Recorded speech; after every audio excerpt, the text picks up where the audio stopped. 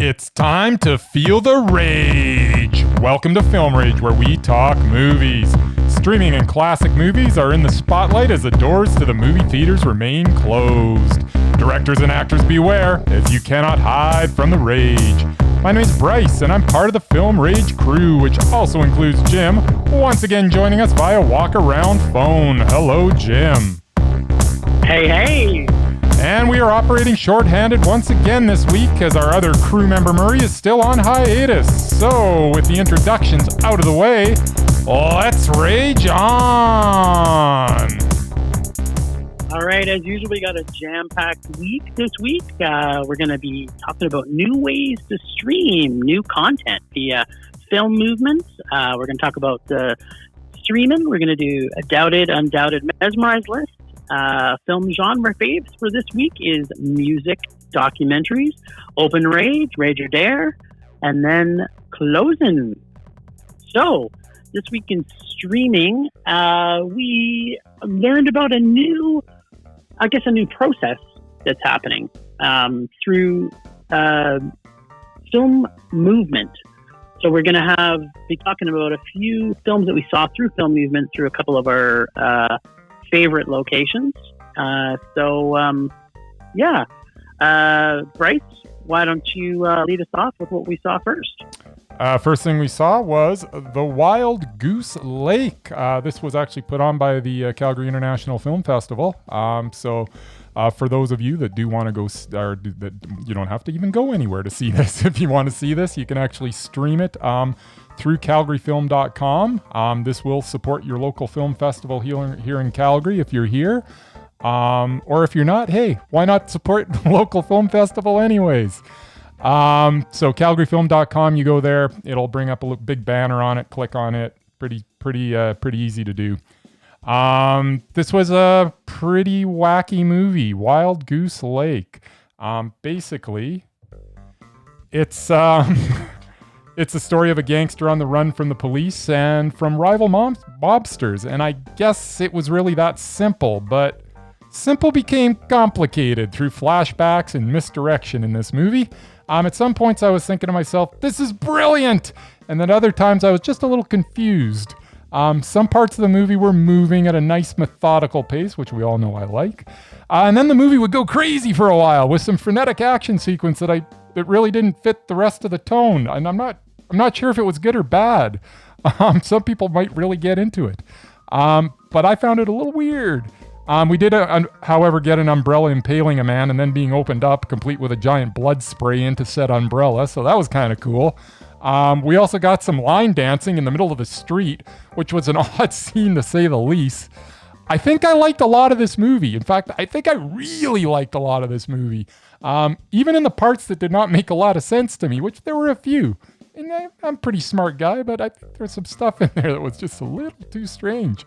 But overall, it was just a meh for me. I think it was worth watching, but I can't mondo it. What did you think? Well, I would agree with most of what you said. First off, I thought the direction was at times were brilliant. Like there were absolutely shots in this that I just love to see. It had some great effects and some shots like. At other times, it seems like it was missing the suspense. It desperately needed something more to the film. I agreed with you right from the very beginning. I thought this could be an amazing film. But as you know, for me, one of the big things that drives me through any film, and we'll talk about this in the next one that we're going to watch, is character. And there was no character development in this movie at all. It was kind of like it was an action movie that didn't know its pace. And actually, to be quite honest, I found it comparative to a lot of Chinese comedies that I've seen over the years, where it's almost like we're missing some of the cultural references that might have been more well known within perhaps the Chinese cinema, right? So I loved a few scenes in the movie. Like right from the very beginning, there was a really good action scene. I love there was a fight in the hotel near the beginning. The scooter scene where the guy loses his head.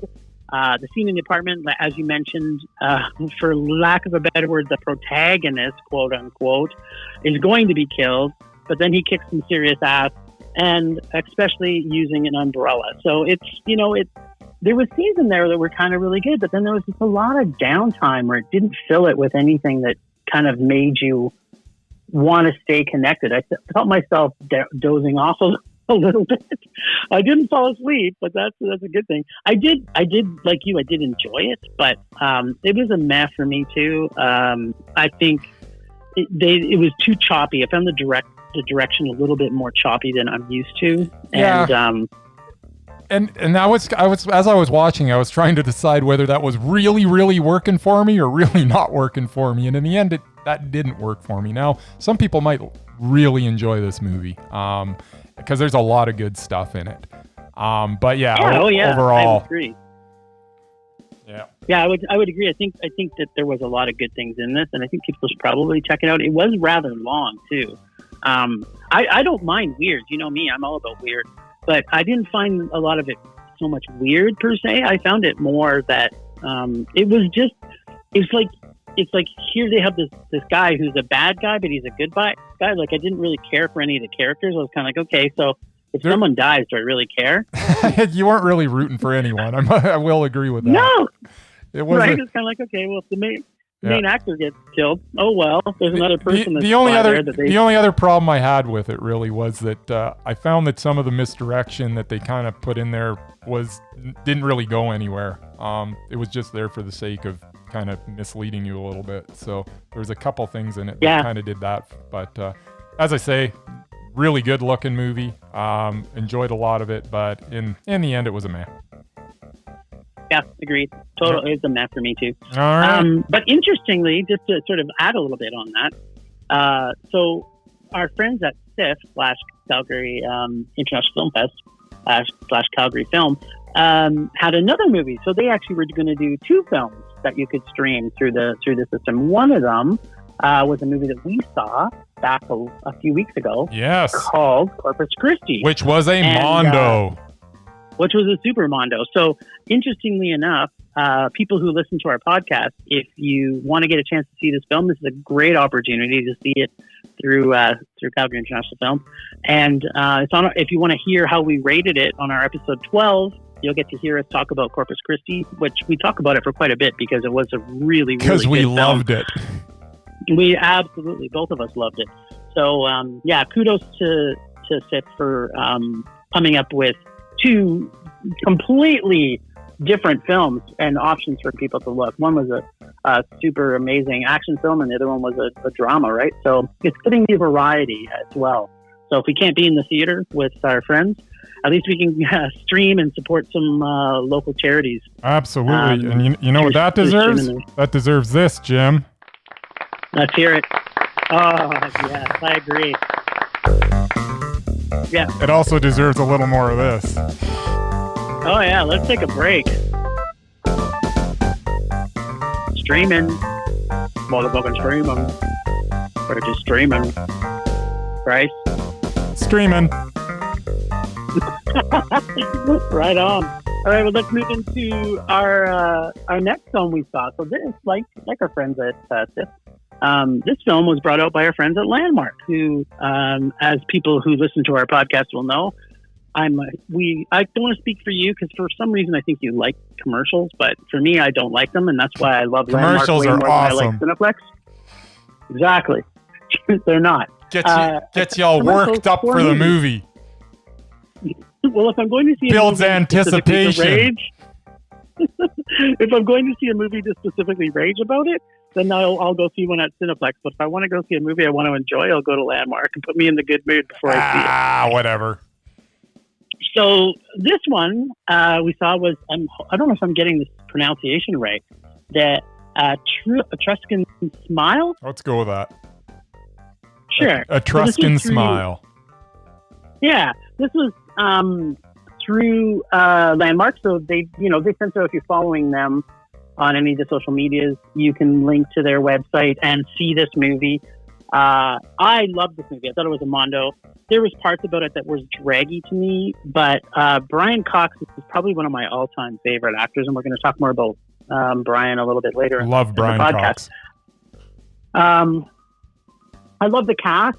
I love the arc of the character. Again, I thought they developed his character brilliantly. To take this guy that was, pretty much a dick, that, his arch nemesis, he's trying to beat him at a game of dying. Yes. As they're both dying of cancer. For whoever dies luck, right? first loses. Yeah, exactly.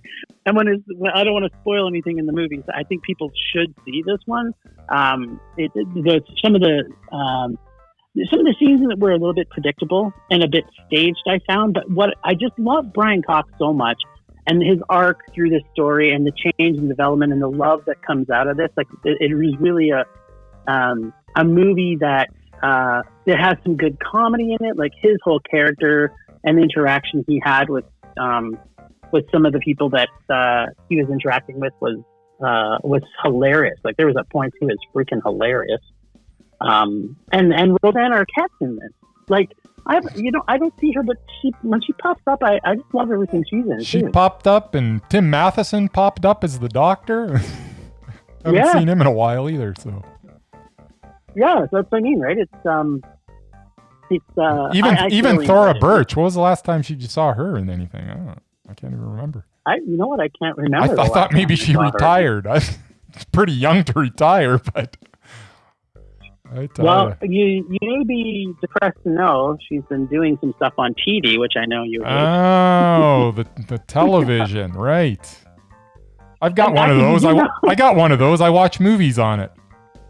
Exactly. Just another one, because we talked about this movie, I think last week or the week before, The Last Black Man in San Francisco. She played a small bit role in that. Oh, right? Yeah, she was in that.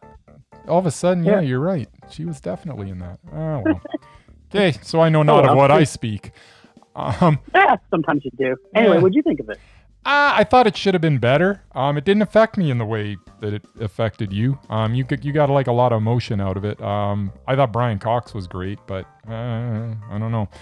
Maybe my expectations are a little too high when it comes to Brian Cox project. So I go into thinking that it's going to be Mondo automatically, and I don't know. It was okay, but I thought it had potential to be great. Brian Cox was, as always, was great. And he was again here, but the movie did not cause me to really feel anything. Anything at all? Not really. And the connection he had with his grandkids? No, and a story, so and that's cute. The next thing I was going to say, a story about generations of fathers and sons should have affected me more than this movie did. I don't know, maybe my heart is getting blacker by the day, but this was a meh for me. Well, yeah, I do agree that your heart is getting blacker by the day. There you go. Filled with joy from other reasons, and now you can't find joy in movies that bring joy. I don't know. Maybe that's it. There's too much joy in your heart already. Okay there, Dr. Jim. I prefer Mr. Doctor. Or even, I didn't go to 9 years of evil medical school. You called Mr.? Yeah, I don't know. Whatever you say. All right, sir. So are we done with that one, or? I think so. Yeah. I mean, like I said, it's a Mondo for me. I think it's worth checking out. It's to see nothing else to see Brian Cox. Absolutely. I got no problem watching the movie. Just watch Brian Cox do his thing. There's no question. But it was just a little flat for me. All right, sir. So on to Running with the Devil, the movie, not the Van Halen song. You can stream this on Netflix. It's a movie that sort of follows the entire supply chain of an international drug trafficking operation. Sounds like an interesting concept. And perhaps that would make a good movie, right? Well, that unfortunately is not the case here. The film stars Nick Cage as the cook, who is assigned the task of finding out what is happening to the cocaine his boss is smuggling as it makes its journey from Mexico to Canada. Along the way, we are introduced to the aforementioned cook and the boss and the agent in charge, and the executioner, and the man, and the farmer, and the snitch, and the collector, and the number one, etc., etc. Etc. I get it. None of them have an actual name and are presented to us by flashing their moniker on the screen in giant white letters, which became increasingly irritating as the movie rolled on. Really unsatisfying mess of a movie. You can tell the ambition to make an epic movie was there, but dare I say, perhaps a little too ambitious. It was bogged down by its one-dimensional cartoon-like characters in a movie that I think I was supposed to take seriously. This was just a bad movie. Rage.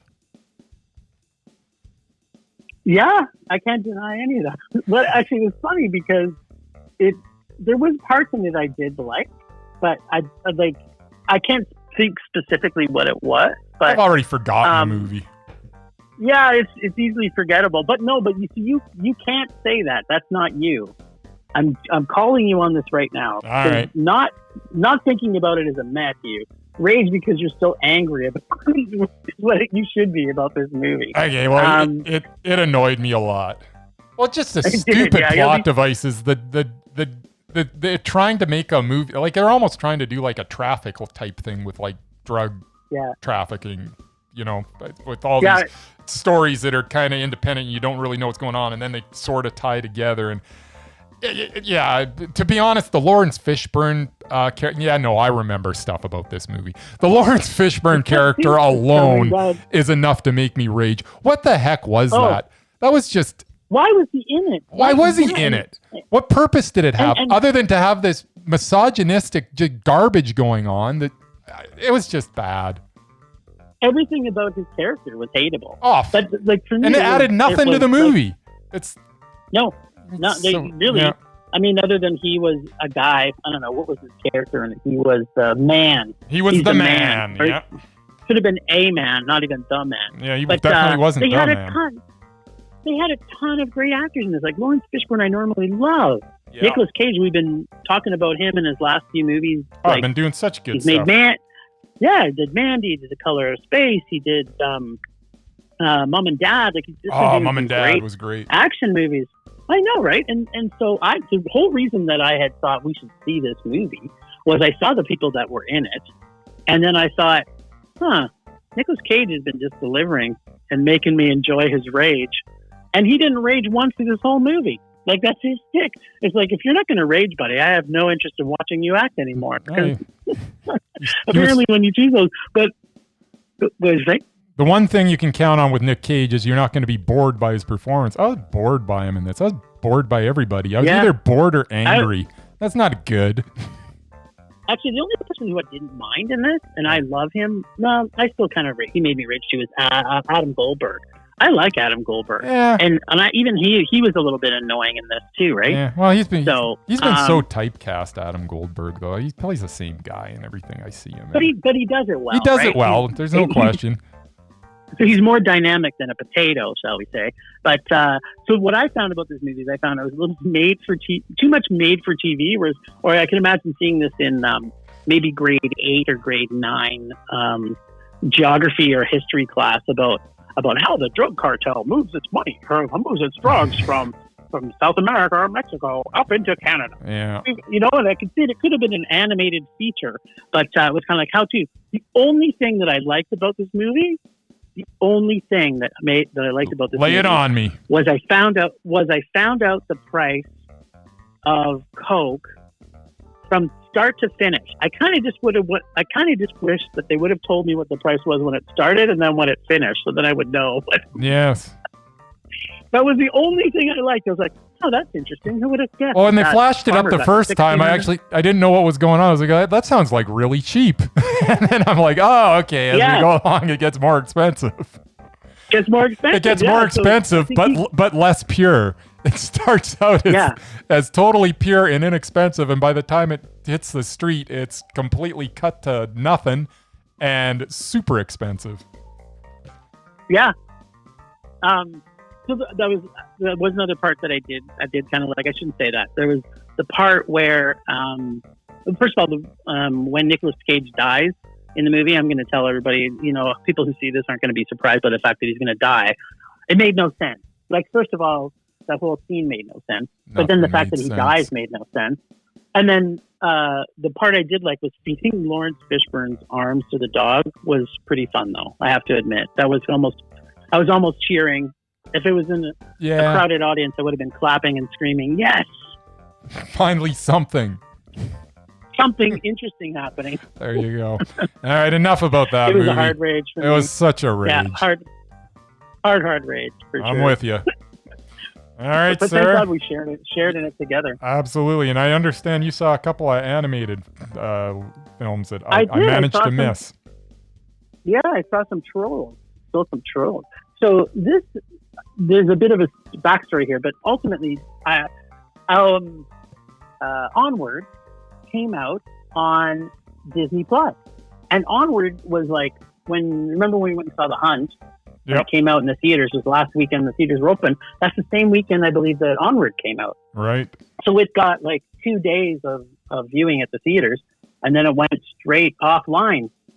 So it hasn't been doing anything. And then it came out on streaming back about maybe a week or so ago. And then guess what? Disney Plus plunked it into their rotation. So the reason I wanted to see it or talk about it was the fact that it's like a brand new release, and Disney Plus put it straight to there. So I'm hoping that means Disney Plus is going to put some better content in there, because so far I'm kind of regretting buying a Disney Plus right up at the start, because it's just back content, right? They haven't really put a lot of new stuff on there. So, you got The Mandalorian. Yeah, that was good, but so what? I mean, I could have seen the whole series when I bought it 6 months from now. Right? Hey, stop talking TV. No, it's still talking Onward. It was playing on Disney Plus. And the other one was our friends at Trolls World Tour. So I have a secret soft spot in my heart for Trolls. I like all the actors in this movie. I like Anna Kendrick. I like Justin Timberlake. I like the full cast. I thought it was cute. I love it? No, but it was just no. Both these movies were overall mess for me, and I was trying to visually screen these through the eyes of, say, a parent, because they both kind of came out online at the same time. So if you're a parent going to watch either Onward with your kids, you'll probably end up watching both of them, but Onward as a kid with your kids, or Trolls. I personally thought Onward was a little better movie, mostly because of the characters they have in it. Sam Rockwell's even in it. Come on, like nice. The god Sam Rockwell.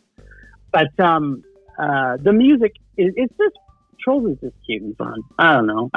If I wasn't such a softie for Trolls, but I used to buy my kids when they were little, I probably wouldn't have loved this movie as much. But I don't know. Maybe I'm becoming a softie in my old age. Yeah, well, it was bound to happen eventually, right?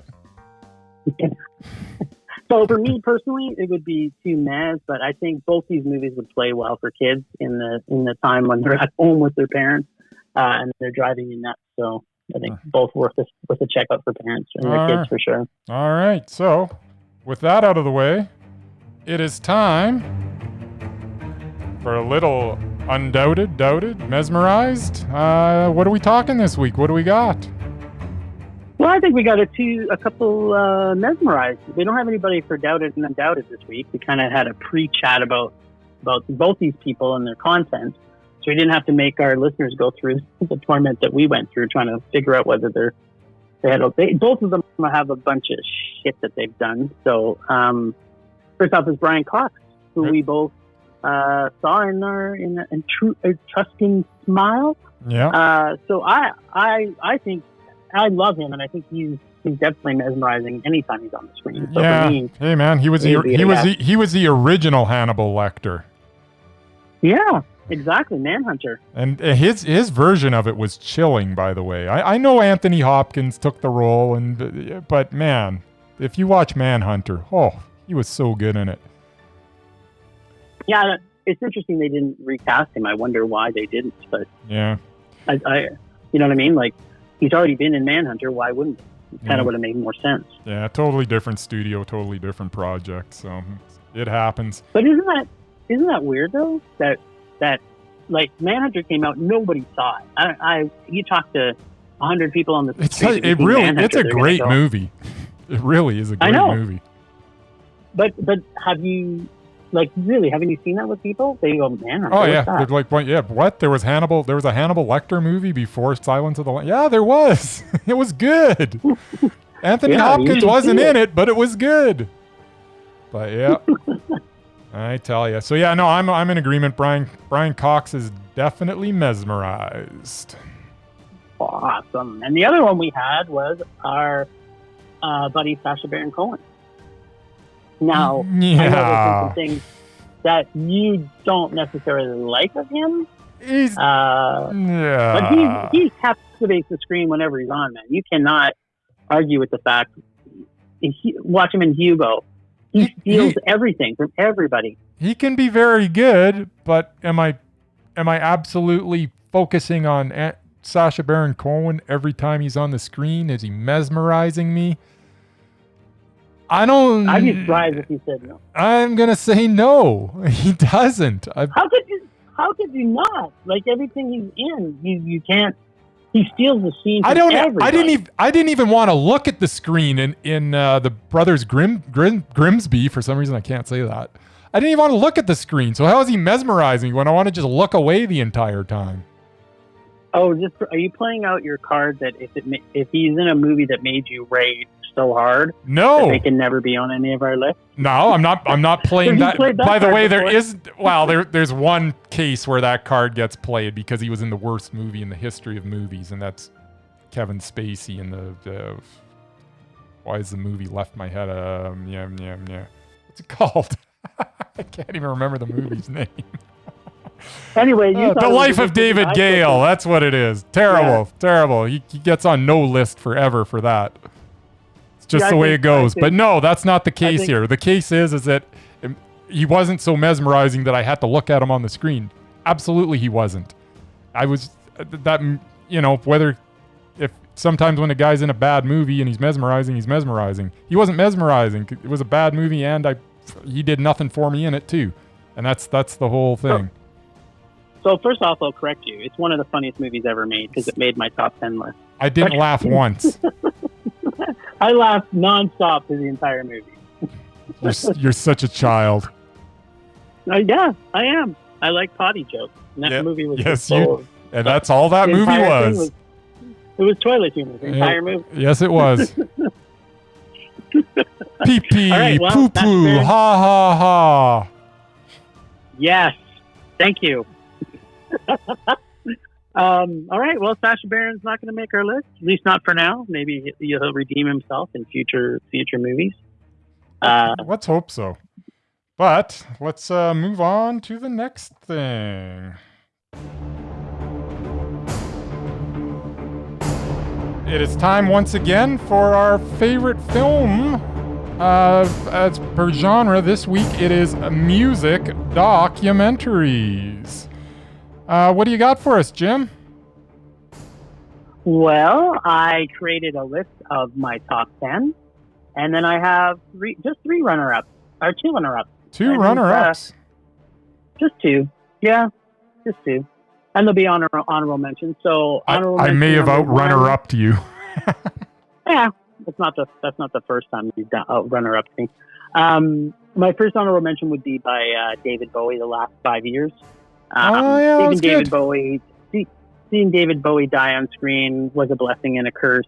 It was great to spend time with my favorite artist of all time. I'm a huge Bowie fan. I loved everything about this movie. I love the fact that before he dies, he knows his dream is fulfilled by making the musical Lazarus. So if you haven't seen this, I think it's on Crave.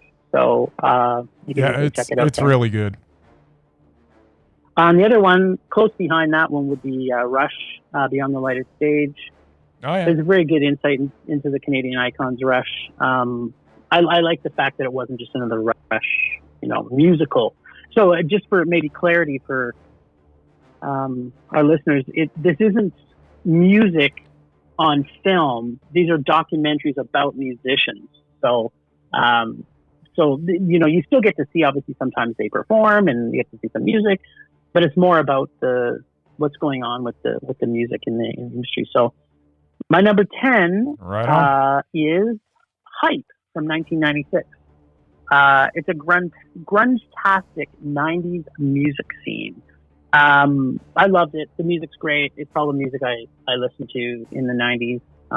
It talks a lot, obviously, about Nirvana, but it talks about a lot of other bands from that time frame that really didn't get a lot of sort of presence outside of the shadow, but so much was going on in Seattle at the time. So it's kind of like the birth of grunge. So I liked it. I'm not sure if you've seen that one, if you're a grunge fan, but huge grunge fan. So yeah, I haven't seen that one. I'll have to check that one out.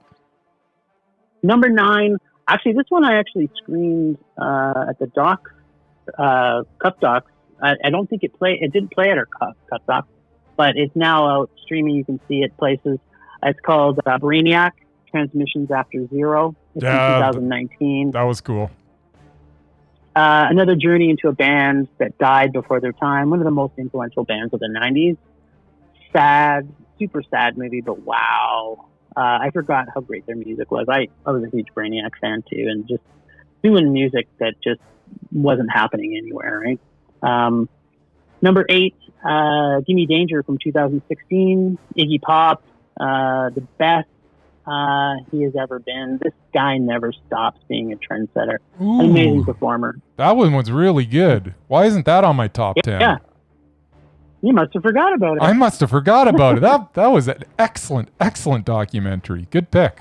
This gives you a chance to reshuffle. Maybe it gets added to your list. I'm gonna stick with my top 10. But yeah, no, I got no problem with that. That movie's awesome.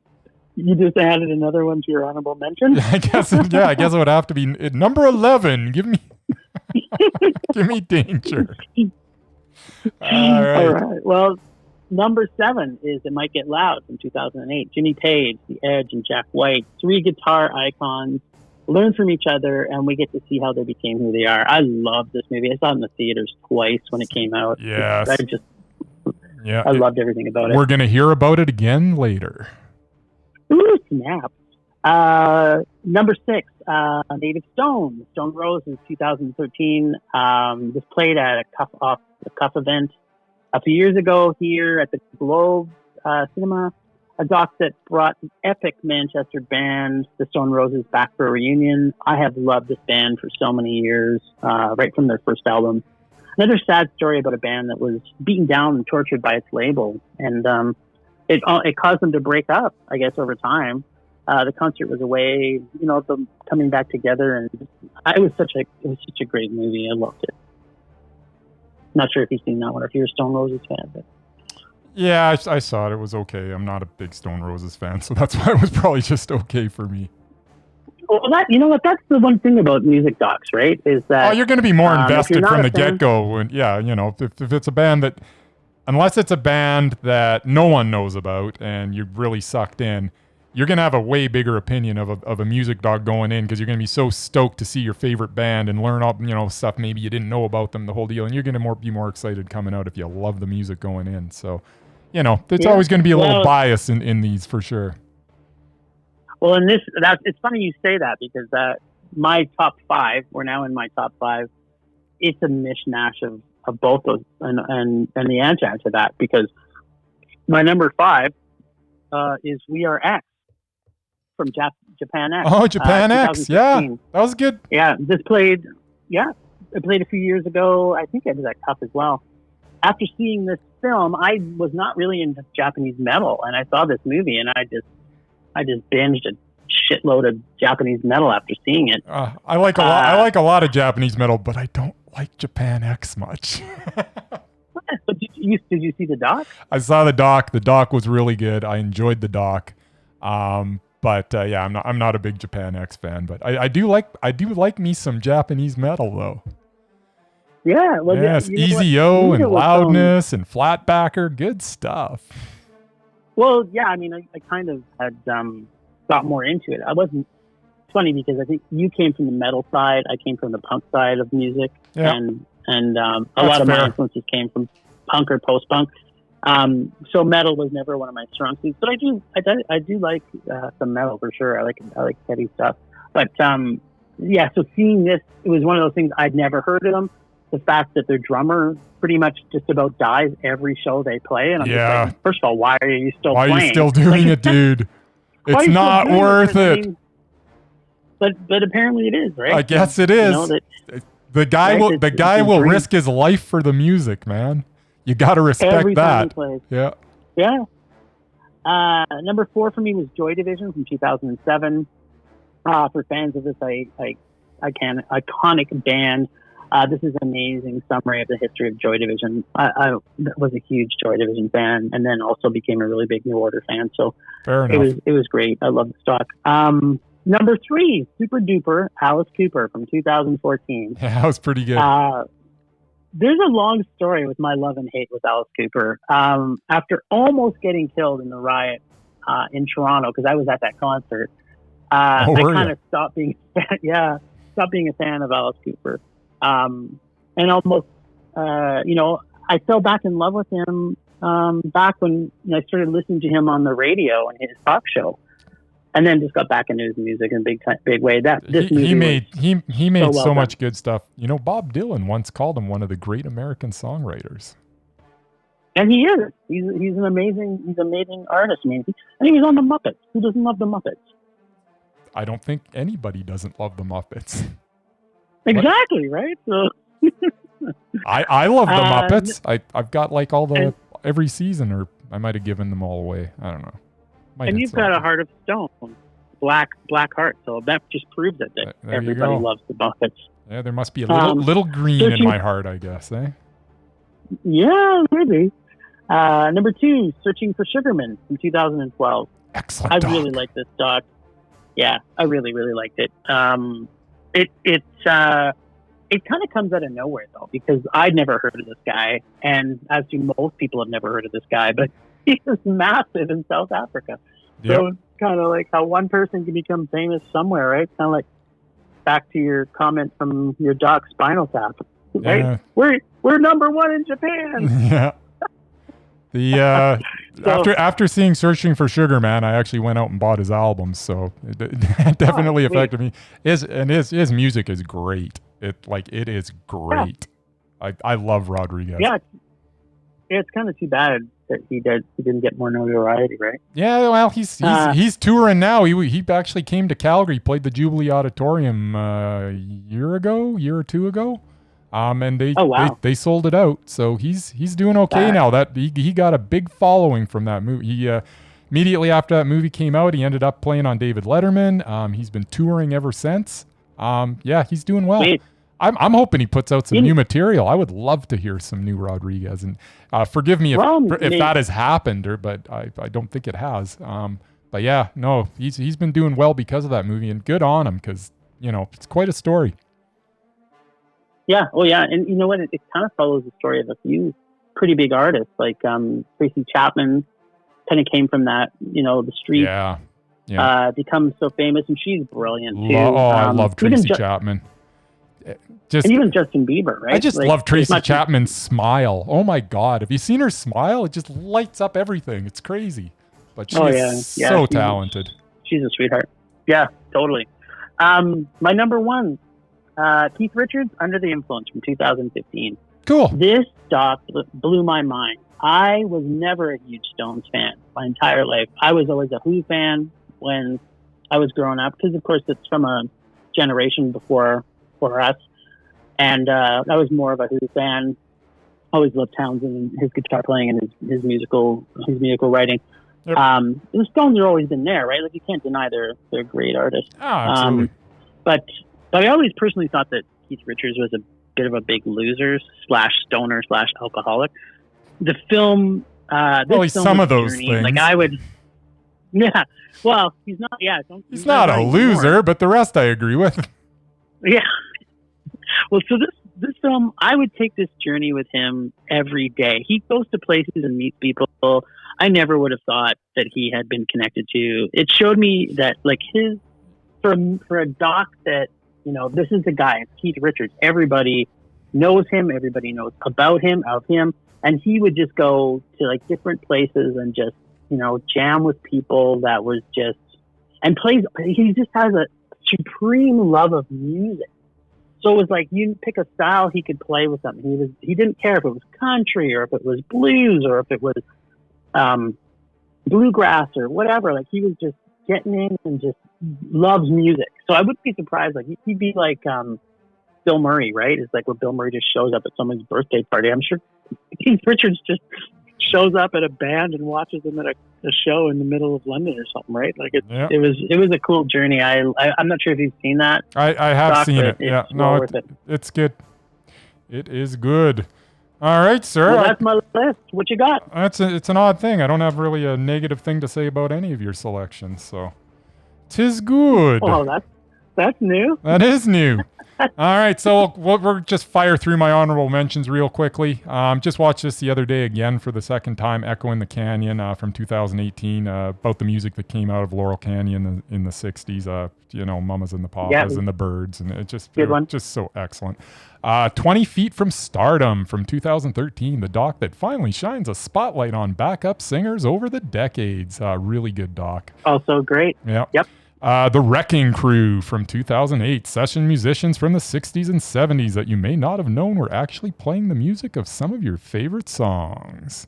We've got also very good. Then we've got Metal, a Headbanger's Journey from 2005. A lot of fun if you're a fan of heavy metal. It takes you on a journey through the evolution of metal, and kind of does it as like a family tree. Like, you know, it started here, and then it sprouted off into this, and that became this type of metal, and that became that type of metal, and it's just really cool. Really enjoy that movie. If you like metal, you'll love it, and if you don't, screw you. Searching for Sugar Man makes my honorable list. It actually flip-flopped off of my top 10, back in, back out, finally I'm like, nah, it's honorable mention. Love it though. You know, the story of Rodriguez, singer-songwriter who has not made an album since the 70s, who was completely unaware that his music had a giant following in South Africa. Really good watch, and as you know, we talked about it before. So let's get into my top 10 music docs. Number 10. Bam. Number 10 is Young at Heart from 2007. If you are not crying at the end of this when Fred is singing Fix You, then you have no heart. Number 9, Metallica, Some Kind of Monster from 2004. Metallica hires a group therapist to get them through the recording sessions of their album Saint Anger. Whether you like Metallica or not, this is a fascinating watch. There's actually one scene in it that I'll just talk about really quickly because it's one of my favorite scenes in any movie ever. Is when Lars, the drummer there, he's doing what he does, and he likes to do these kind of offbeat little things, and he doesn't like to just kind of keep the beat, you know. He kind of likes to do his own thing because he doesn't want things to be stock. That sounds so stock. It can't be stock. And James Hetfield says to him, you know, I remember a time when the drummer just kept time. And that's just one of the best things that I've ever seen in my life. Well, since Lars does most of their writing, I'm sure he probably told him to go fuck himself. So. Yeah. All right, so number 8, Until the Light Takes Us from 2008. This navigates us through the Norwegian black metal movement from the 1990s that led to murder, suicide, and the burning of churches. Jaw-dropping stuff. Really interesting doc. Just badly filmed. It was good. It was unbelievable, but yeah, it's one of those ones where the topic, you kind of couldn't miss with it. And yeah, it could have been shot better, but it still affected me, and it still had to make my top 10. What's that? Sorry. I was just going to say, I thought they did a pretty good rendition of it, bringing it to the screen. Yeah, the Lords of Chaos. That was pretty cool. They kind of combined a couple of the stories, I you know how I am a stickler for accuracy and stuff. That I could just kind of go with Lords of Chaos. It was excellent. Plus, it had the best Culkin brother, Rory Culkin. So I like to plug him whenever I can because I want to see him in more movies. I really like Rory Culkin. Not that any of them are bad, but Rory's awesome. Number 7, Alive Inside. It's a doc about music therapy for those with memory loss. Really emotional stuff. Bring your tissues if you haven't seen it. You'll probably cry a few times. Number 6, The Decline of Western Civilization, Part 2, The Metal Years, from 1988. Yeah, it's a good one. All 3 parts of the Decline of the Western Civilization series are worth checking out, but this is my favorite. And where else can you see Ozzy Osbourne cooking himself some eggs and bacon wearing a leopard printed bathrobe? Although I've been told it's not a leopard print, it's some other design, but whatever. You're only going to see that in this doc, so just for that, it's worth checking out. Yeah, I like the first one. There you go. And you would like the first Decline of Western Civilization. That would be up your alley. Yeah. Yep. But they're all good. Penelope Spheris made 3 really good films, so it's worth checking out that whole series. All 3 of them. Yeah, I agree. Absolutely. Number 5 is A Band Called Death from 2012. It's about a punk trio from the 70s that has been broken up for 30 plus years. And then they find out that they have a following after decades. It's just a good doc and it's good music. Death was a really good power punk trio. They're really, really good. Yeah, it's a good doc. I did see this one too. I'm pretty sure it was. It played at Cuff. I'm almost positive, and it was excellent. Yeah, I'm pretty sure it did. Yeah. Number 4, Last Days Here from 2011. The story of metal band. Boy, there's a lot of metal in here. The story of metal band Pentagram, who never made it because of the addiction and self-destructive behavior of its lead singer, Bobby Liebling. Really, really good stuff. Number 3. Finally we've overlapped here. It Might Get Loud from 2008. Jimmy Page, there you go. The Edge, and Jack White talking guitars. What else do you need? I wish I could watch every outtake from this movie, as I could not get enough of Jimmy Page and Jack White. And there's something just entrancing about watching people who are truly passionate about their craft. Really, really worth watching. Love It Might Get Loud. I just want to throw one more thing on. Absolutely. So just because in regards to being, what I thought was great is because they're kind of all from different eras, right? Like, they kind of, what I like too is that they showed their humble beginnings to how they got to be who they are now. Yeah. No. Which, I may not be a really huge YouTube fan, but I like YouTube in YouTube in their early years. Yes. Right? Like when they first came out, they were a different band than they became, right? But to see how they transitioned into who he was and where he got his sound from and where Jack White got his sound from, it was, I loved it too. Yeah, no, it was awesome. That brings me to my number 2. That would be Strad Style from 2017. Daniel Houck is a poor hillbilly from Ohio who makes violins. If that is not a compelling subject for a documentary, then I do not know what is. This film is fantastic. I have seen it too. That's pretty good. I didn't mind it. Yeah. And my number 1, and it's by far my number 1 because it's probably my favorite documentary, no matter what kind of doc we're talking about, is The Devil and Daniel Johnston from 2005. It's just amazing to see how many lives Daniel has touched through his music and art. This movie is a profile of a genius who is a talented songwriter and artist. But unfortunately, his mental issues get in the way of him having the success he deserves. Sometimes funny, sometimes sad, but it's always entertaining. This is my favorite documentary of all time. The Devil and Daniel Johnston. Have you seen that one? That's a good list. Yeah. Yeah, I've seen that too, Yeah. I think it might be playing on Amazon, maybe? Well, if it is, check it out. It's well worth watching. Yeah, no, it's well. What's good too that we're talking about some of this stuff now too, because a lot of this stuff, a lot of the content's on docs, and specifically what we've talked about on these. Some of these, like I was building my list, I kind of went and checked out what are my favorite docs from the past are on. Like Hype is actually on Amazon. This one's on Amazon. Searching for Sugarman used to be on Netflix. So these are all movies like in our time of isolation. It's good to check out some of these docs and get reacquainted with some music. It's I'm glad we talked about it this week. It's one of my favorite genres too, the music. It's just great.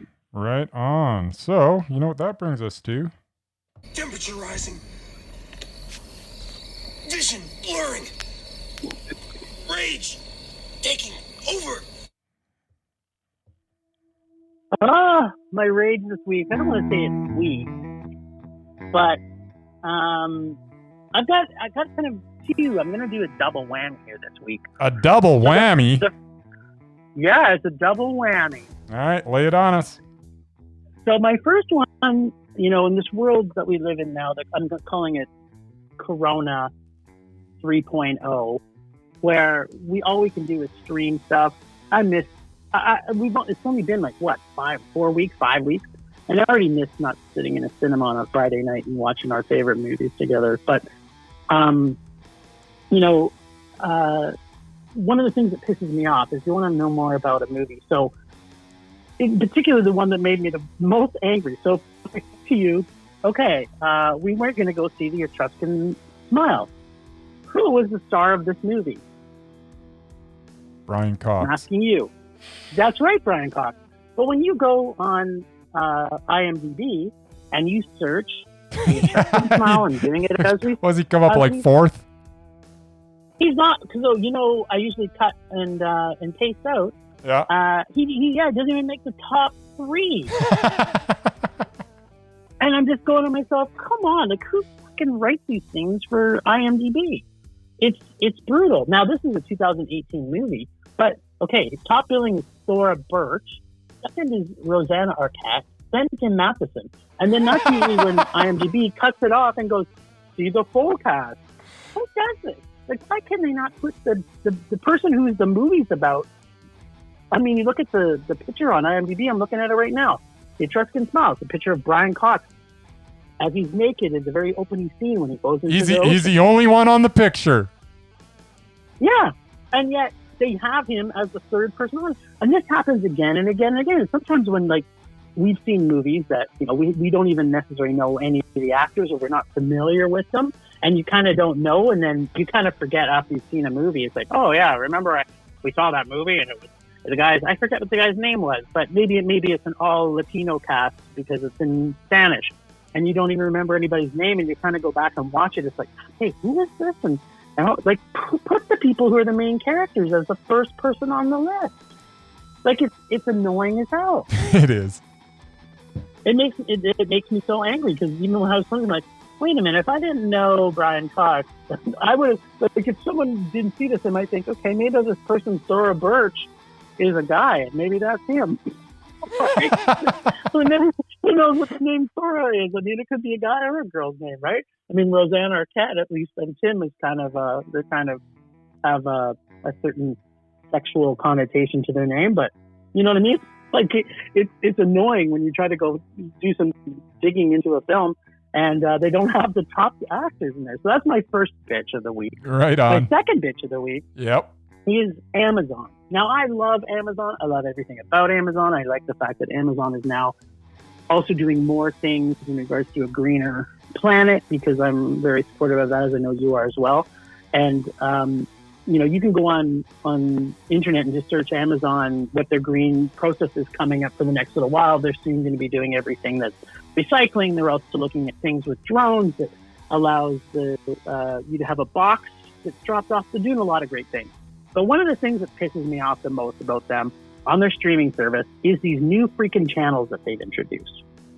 So I'm not sure how much Amazon you watch, but quite a bit. I watch a significant amount of Amazon, yeah. So they've got all these stupid little channels that come on. Last year, I picked one of them because I wanted to watch the Alone series. It's a TV show, so I won't talk much about it. And I got it. And then, but what was annoying is I was kind of like, wow, I really love this series. I wish I could watch all the others. So you think you're getting the National Geographic channel or whatever it actually streamed on, but no, you're not. You're getting just one season of that episode. It's like, come on. Amazon, like if you're going to put a new channel, if you want to charge me an extra $7 or $10 or pick a number, whatever the number is, make sure I can see all the content. Like you go on Netflix or you go on Amazon and you want to see every Golden Girls episode, you can get the whole content. But, you know, for them to put out and that's all free on Amazon. But if you're going to go choose one of these channels that you're going to pay for, all of a sudden now you've got to pay for all this extra money and you're getting like maybe 50 shows and it's just one season of each. You're kind of like, well, this is dumb. Buyer beware. Like, you're not getting my money. Yeah, you're not getting my money. So the sad thing is, am I going to buy this episode again once, you know, the next season of Alone comes out? I kind of want to because I really like that series. But what I don't want to do is what happens if I miss it by like 2 days and then they drop the whole season. Right? You know what I mean? Like, yeah. They should keep the They should, if you're going to stream something, stream the whole series so that you can see it from start to finish. Like, I don't want to pick up a show in season 10 and just watch one season, or I don't want to see like now all 3 of the John Wick are on Amazon. Well, you know, now that John Wick 3 is kind of past, you know, the sexy stage of the film, right? It makes sense, but don't give us half a job, right? Like, not that I ever want to see Maverick on Amazon when they finally release that shithole of movie, but you can sure see Top Gun on there. Oh, guess that was a reminder. It's time for me to shut the fuck up. All right. Yes. Well, we are running into the late 50 minutes here. So we got to get on with things. Rage, buddy, what you got? Well, sir, mine's a mild rage this week, and I'm going to go through it really quickly because we are kind of running low on time. So, as we are streaming a lot lately, I've noticed a lot of movies on the same subject that were made within a year or so of each other. Some examples of this include Jobs and Steve Jobs, made in 2013 and 2015 respectively. Liberty Stand Still and Phone Booth, both from 2002, about being caught in a phone booth with a sniper aiming at you. White House Down and Olympus Has Fallen from 2013, about the White House being taken down. Tombstone from 1993 and Wyatt Earp from 1994, both about Wyatt Earp. We got 2 volcano disaster movies in 97 with Dante's Peak and Volcano. We got 2 animated bug movies in Ants and a Bug's Life in 1998. And don't forget about the sci-fi genre. In 2000, we got The Voyage to Mars twice. Once in Mission to Mars and then again in Red Planet. And in 1995, we got Asteroids Threatening Earth twice. Once in Deep Impact and then again in Armageddon, which also gave us, by the way, the worst Aerosmith song of all time, I Don't Want to Miss a Thing. Shame on you, Aerosmith. Then finally we got Truman Shame. Absolutely. Finally we got Truman Capote twice in 2005 and 2006. Capote and Infamous. Although I will admit both movies are stellar and I would be hard pressed to pick which actor portrayed Capote better. Both Philip Seymour Hoffman and Toby Jones were amazing in their roles. But having said all this, it's all about giving me more variety, and I hope the movie makers of our time take a lesson from the past and stop releasing the same movie within a year or two of each other, although I'm not overly optimistic. That is my rage, and I think we've got to move on. You said it. I'm fine. I'm jumping on that bandwagon too. Rage subsiding. Pulse slowing. Anger fading. All right. So, with all that being said, it's time for Rage or Dare. And I think this week we got to first we got to talk about your dare last week. You had to see Cool as Ice with starring our favorite white rapper, Vanilla Ice. How was that? Well, he's kind of my second favorite white rapper because Eminem is probably my what? first, Eminem you like better than Vanilla Ice? Really? Just a little bit. All right, to each their own. Just a wee bit. So first off, I kind of like Vanilla Ice and all his awesome pants. I just want to get that out of the way right off the bat. The man had some awesome pants. He did have some awesome pants. So I want everybody to know who doesn't know, this was directed by the great director David Kellogg, known for such film classics as Playboy Video Playmate Calendar, 1991-1990. Nice. Also, Playboy Wet and Wild Playboy, The Best of Wet and Wild, and finally, both This Treasure and 1999's Inspector Gadget. So you can see his body of work has a lot of depth. And so when I knew I was going to get to watch this, and of course this is the first time I got to joyfully get to view this fantastic piece of masterwork, spun a yarn by a fantastic director, I was quite surprised at his body of work to know that, wow, he's made some great Playboy movies. Right from moment one, the music was intoxicating and inviting. I wanted to breakdance, and to be honest, I did just a little bit breakdance in my living room. Would have loved to see that. I love the super awesome lip sync matchup. I felt I was watching 1970s Hong Kong kung fu movie. It was good, right? Fantastic. Yo, he was so on point with everything he was doing. I literally thought I was being taken back to Bruce Lee on screen. Nice. I did a lot. I did learn a lot about hip hop dancing from one white guy and the rest of the crew. He did keep talking way too fast. I wasn't sure what he was meaning, although I did think he was cool as ice. Mm-hmm.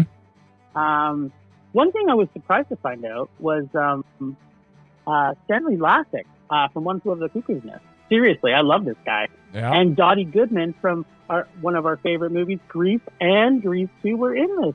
Two great comedians. Fantastic. It was a pleasant surprise. Oh, and Michael Gross, the great actor from the fantastic sitcom Family Ties. Well, and from the Tremors series. Yeah, exactly. Drop that zero and get with the hero. I never tire of hearing that line. It's a good line. Noah said it so fresh. The dialogue was just that fresh and more. Can you put it back together with quickness? Where are you going? Where are you going, Vi? Going across the street to sling a slong. Slong, so nice.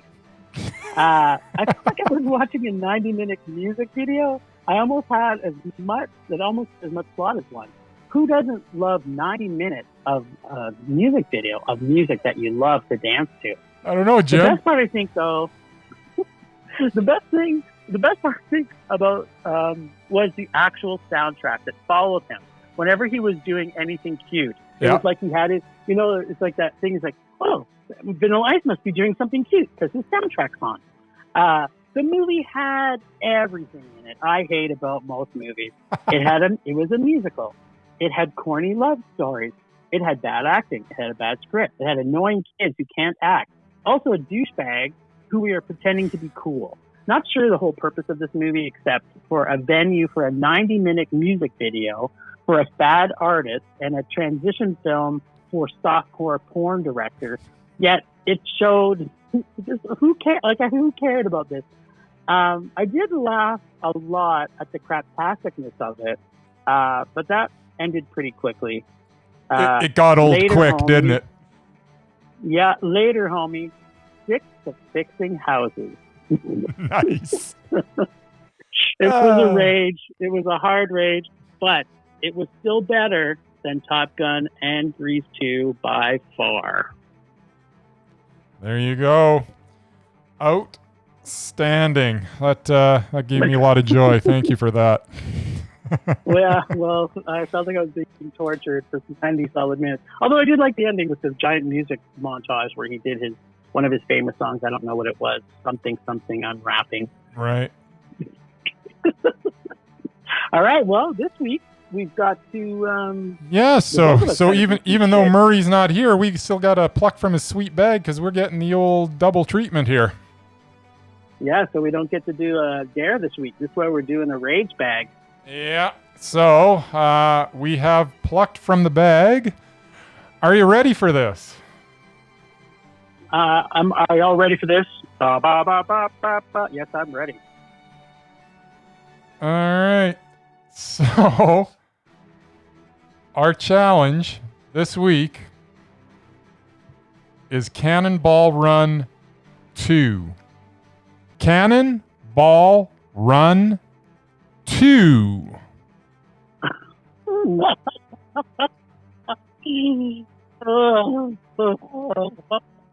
So Wait a minute. Isn't yes. go? No, you go first. Well, apparently this is topical because I've just been handed a note because a new record has been set for Cannonball Run, 26 hours and 38 minutes to drive from New York to L.A. So that's something. Huh. Huh is the appropriate reaction. You know, this movie is cast full of a bunch of winners in this movie. Burt Reynolds, before he was good as an actor. Yeah. I seem to remember, Jackie Chan's in this movie. He might have been. I don't remember. Man, there's like everybody in the. Oh, what's his name? I remember. Yeah, I think what's his name? The guy from Jaws. Richard Keel's in this. Yeah. I think him and Jackie Chan are paired up together. You know what? I might not hate this movie. I'm gonna absolutely dread this movie. It's a movie about racing cars. It's a movie that I know that I hated the first one, and I remember that the second one made the first one look like a frickin' masterpiece. So this is gonna be awful. I haven't seen it since I was probably like 12. And if 12-year-old Bryce couldn't even get into this, I can just imagine what 45-year-old Bryce is going to think of this movie. Screw you, Murray, for making me watch this piece of... I haven't even watched it yet, and I'm already raging. This is just wrong. I love it. This might make it the math for me. This could be the week at Flip-Flop, baby. Anyways... Well, check us out next week. We'll hear what we think. Absolutely. Ball Run 2. All right. Well, that takes us to the end of this week, does it not? It does. So with that being said, you are up, my friend. All right. Well, thanks to all you agents for checking us out this week. Thanks to the extended Film Rage crew of Murray, who's on sabbatical, Stephanie DeRoy, who's currently on hiatus, Leonard Conlon, and this artistic village, his artistic, he probably has an artistic village too, artistic vision and photography via Leonard Conlon Photography. Watch for some new pics coming up from Mr. Potato on our social media, and our new cartoonist artist Vaughn. So we've got some new artwork on our social media, so check that out. Listen to us on Podbean, Apple Podcasts, Google Play, and Spotify. Please follow us on Facebook, Instagram, Twitter, YouTube, and finally on our website, which is filmrageyyc.com. Come check us out, leave us some comments, tell us some stuff, tell us some stories, be good to us. We are always wanting your feedback to make this a raging blast for all listeners. So please comment often, and please make us rage. Please, please. That's it for this week. Rage on. Rage on.